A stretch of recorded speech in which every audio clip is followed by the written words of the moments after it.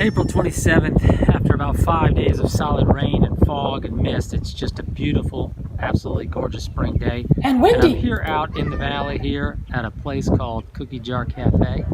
And it's a little restaurant that's out on a country farm. It's actually out on the farm. And it's just a beautiful site, beautiful location. And I'm waiting because I'm going to get some timbers cut for my staircase right over here down the road, the old mill road there. Can I get a cookie while we wait? I guess. Anything else? Well, milk, of course. Of course.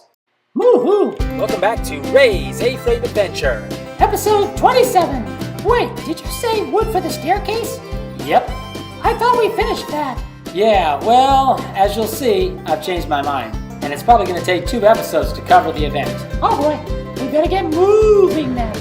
Alright, gonna go up these stairs the last time, I think. I'm gonna take them out. Please tell me I'm having a nightmare. No, we're really going to change this. Wake me when it's over. Well, as much as I like my staircase there, the fact that they have log and stuff, which is really cool, I think because of space and stuff, I think I'm going to try to do a circular stair instead. I just think it's going to be a little bit nicer, so I might build it out of this black iron pipe and stuff. So I'm experimenting with some different ideas here, coming up with some dimensions and what the tread's going to look like and the sizes. And I've got to draw an arc to make a template here, so I've just using this cardboard as a compass, kind of put a pin in there, nail, and measure out the right distance, and then I'm just going to draw an arc like this. Okay, so I've drawn my arc, as you can see here, using the cardboard here. And so what I basically did was a cheap, we'll call it a beam compass.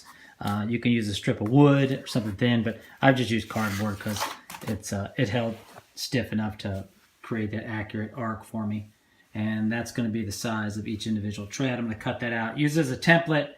I've got some plywood templates cut just for a few of the steps, just to kind of get the dimensions and see how they're going to rotate around. It's going to take about 12 steps to get up to the top there. So I'm drawing a circle where I want the new staircase to be, circular staircase, and I've got to keep it so far away from the cabinets, which are here, and the refrigerator. So it's going to be close as far as the walk through here, but it'll be straight up, and I won't have this area here to knock my head on. And I've also got to draw some arcs on the floor here, and then drawing this arc using my trusty cardboard beam compass here again with the pen, and just marking that along there so I can get a good arc of basically a 5-foot diameter circle here. But I got to make sure that when it comes around I miss. I got to have the door be able to open here so that this doesn't hit the staircase. Means I'll have to take this one down, which shouldn't be too bad. Where have I heard that before? Alright, here's the general idea, which looks like it's going to work. I don't have anything mounted yet, and I don't really want to step on it because it's just loose, but I'll go with the thicker boards as far as the actual treads. But you can see I've got the pipe in here, so I've just put the flanges and stuff too, and I'll screw that in the bottom of the wood. The only thing I'm noticing is when I get on it, there's a little bit of flex, which is what I was worried about, just in the sense that this bar going out, just the strength of it with the pole here. I mean, the strength of it's fine. It's just that this pole here wants to give a little bit. You can feel it's a little bit bouncy. If I run this pole, the railing poles, all the way down to the ground, which I was going to do in the first one, and actually put a flange on that, if I did that in every step going up, then of course it would be really solid. Or I could increase the diameter of this and go with a heavier pipe here in the middle possibly, and that would upsize all my fittings on this side, and then put reducers in here. So that might be that's going to be a lot more expensive to do that, although I would save on the pipe going all the way down, so in a sense it's probably about the same either way. I'll just have to experiment a little bit more and then decide. Oh, one more thing, now I know why they call it black pipe. That's why, because like you handle it and it gets you black. So I'm down here in the valley at Chip's farm here, and he's going to cut up some of this red cedar here for me into slabs for steps for the circular staircase. So this should be good. He's got a wood miser sawmill, which is great for cutting these types of slabs. Getting ready to cut the log here on the wood miser bandsaw mill. As you can see, there's a beautiful color inside there. Boy, that's pretty. And when it dries out, it kind of goes to a brown, kind of a dark brown, purplish brown. Okay, Chip's getting ready to make the first cut. on the log here. And once it starts, probably won't hear anything. What? I can't hear you. Just watch.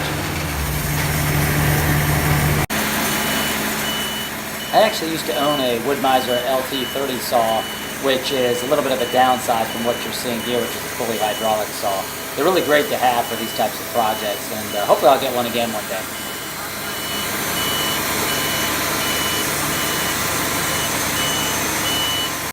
What you want to do is level up the log and then square it off a bit to get the most wood out of it before you start cutting the horizontal slabs. Here we've got the log squared up into a cant, and now we're cutting approximately 2-inch thick slabs off of that. So, I got my lumber cut from the steps here, and actually got them up with the vehicle up my driveway in reverse, which was a miracle unto itself. Chip loaned me his little trailer here after he cut the slabs for me, which was a heck of a deal. I appreciate that. And I'll get it back to him as soon as I get this unloaded. But look at the beauty of that wood there. It's just kind of a purple-red color. Smells great. Red cedar. Wow, this is going to be just beautiful steps. All right, there it is, stacked up, air drying, although this is from an old log, so this stuff is pretty dry, except where it had some rot through the side of the log, and then obviously water and moisture's been hanging out inside there. As a matter of fact, when we cut the log, just water just poured out of it, but the rest of it's actually pretty dry.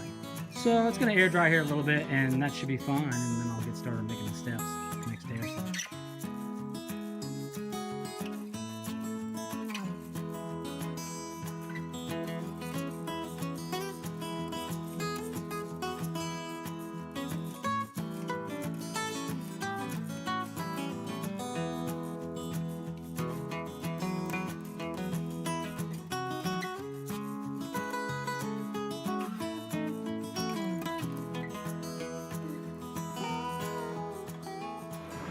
It just occurred to me that taking down this staircase is going to be a lot heavier than putting it up, because I had put up just the center beam by itself originally, and that thing was really heavy.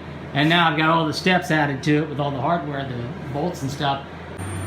All right, it's all unscrewed. Well, I got one more screw there on the bottom holding it in, but everything else is unscrewed. And I've got this rope here. Yeah, it seems perfectly safe. 911 hopefully again. that will help lower it down. I don't know. I got tied onto the railing there. But I also put the ladder underneath to help catch it. And then ideally it's going to slide right out the door here and then to the outside here if all goes well. If it doesn't, well, you won't see the video. I can't watch. Come on, it'll be fine. Okay, it definitely is coming down. Definitely heavy. So yeah, I made a thud on the ladder there. And I got to lower it the rest of the way, kick this outside the door here. Okay, so I got the old staircase out of the way, and I'm, yeah, what am I doing? I don't know what I'm doing. All right, I have worked and worked and worked on this staircase, trying to make it fit. I got slid off here to the side right now. But unfortunately, it's just not going to make it. I'm going to have to go back. I've got my ladder up here again. I'm going to have to go back to my, kind of my original design with the logs. But I will try to make it out of steel. But I just don't have enough room here for the refrigerator that's going to go here to miss that circular staircase. As you can see, I had it like outlined on the floor. At any rate, I have tried to make this work. It's just not going to fit. The main problem is that the refrigerator stuck out too far by the time you open its door. Okay, finally making some progress on the stairs here. Decided to keep a half round. I was able to reverse the pattern, keep the half round, and then go straight up to the loft area, which gives me enough space under here for the refrigerator and stuff, rather than circling around and eating into that space. So I think after I reverse this pattern like this to come this way, it'll work out. And I've got most of it, got it mounted up there to the log, and I'm mounting it to the floor here now. And what I've got to do, since I'm installing a floating floor, which is like a snap together click hardwood floating floor, I've got to leave a little bit of space under here. So I cut this spacer, which will have about the same thickness of the floor, actually just a little bit more than the floor. And that way, as this floating floor here, it will contract and expand over time because it's floating, it's not nailed down. So when you get a lot of contraction expansion, you gotta have a little bit of room to move it. And so that space in there will create just enough space for that to move. If I put the staircase on it, it says don't bring any more than 500 pounds on this because you don't want to lock this in place. So that's why I've permanently attached this to the subfloor with that spacer. Oh, I hope that makes sense. If you say so. All right, making some progress on the steps here. I've got my plywood templates here, and here's a few blocks I've cut out of the red cedar to go there, and I have plywood templates. I tried various sizes to see how it worked, and this seems to be the best fit. It's a little shallow from this side here than what I'd like it to be, but I have to have enough space to clear your foot as you come up to the next step. And rather than going with that Jeffersonian stair where you alternate steps, I'm just gonna have complete steps. So while it's not quite as wide as I'd like, quite as wide as code probably should be, I think it's gonna work fine. We'll see. And, I got my railings up, so I just gotta go outside and cut the rest of the lumber that's awaiting my my saw to cut it into steps. But this is just beautiful stuff. This man, this red cedar is just, smell it? Nice. That's just awesome. Oh man, this beautiful stuff. I got this bee buzzing around here, just driving me crazy. What was that? It's been buzzing all day. I finally had to swat one of them. There's several of them just coming around driving me nuts. Bee killer! Must be smelling the red cedar. I didn't kill it. Should also mention this little cat showed up here this morning. Meow. I call him Rusty. I tried to approach him, but Rusty, that's he original. just wants to run off. He has no tail. Let me see what I can put outside here. Careful, it could be a killer bobcat. Not that I really want a cat, but hey, Rusty. Or maybe a very shy killer bobcat. Trying to get this wood cut here, but storm's blowing in now. It's, it's kind of black out. Coming in from the west. Blowing pretty good here. It's beautiful though. It was mostly blowing around me for a while there. Now it's getting closer. Lightning's starting to get pretty bad, so covered up the wood pile here for the moment. Brought the generator inside, and we'll wait it out a few minutes. See what happens here. Oh, don't be a wimp. It's just a little Definitely rain coming shower. down the Or not. valley. Still storming outside, so while I'm inside, decided to work on some of these steps here. As you can see, I got the blocks. This one, as it comes around the corner, it sits up so high, it's gonna run into this pipe here. So I just took and cut with circular saw, just cut some little scarps in there. Little, something. Little spaces in there. And then took my hammer and chisel and just knocked out the extra pieces out of the way. And then I'm gonna take my belt sander and just belt sand this to match this curve, and that'll tuck in there nicely.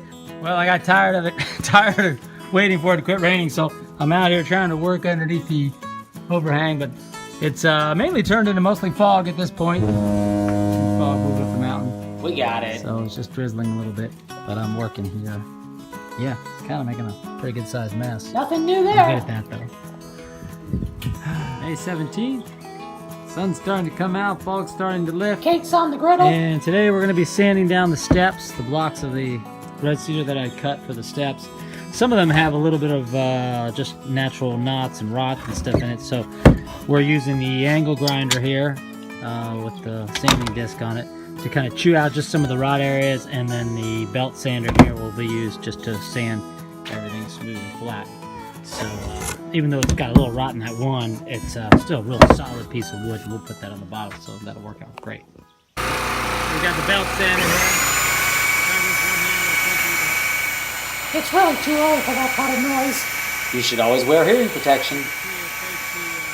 I'm trying to eat my hotcakes. Takes the ridges that are left in the bandsaw on here when I'm originally cutting the bandsaw and just sands them completely off pretty quickly. Knock knock. Who's there? Interrupted cow. Interrupting cow.